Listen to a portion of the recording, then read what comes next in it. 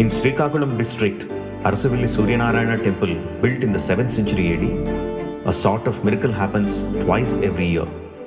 When the sun transits from Uttarayana to Dakshinayana and vice versa, the Lord's idol placed deep in the inner sanctum of the temple is touched directly by the early morning sun rays.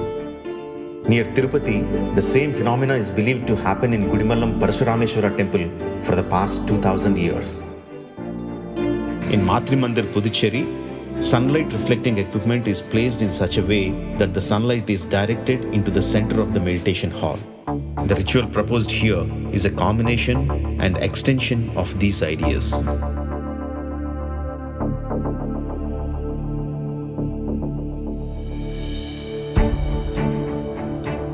On the terrace above the central hall, a series of mirrors are placed in a contraption that has the ability to turn or rotate in 360 degrees. The whole movement of the rig is computerized.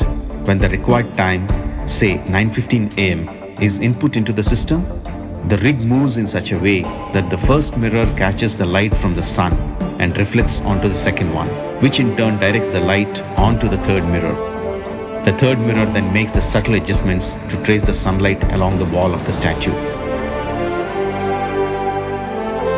And exactly at 9:15 am, the rays touch the feet of Telugu Talli.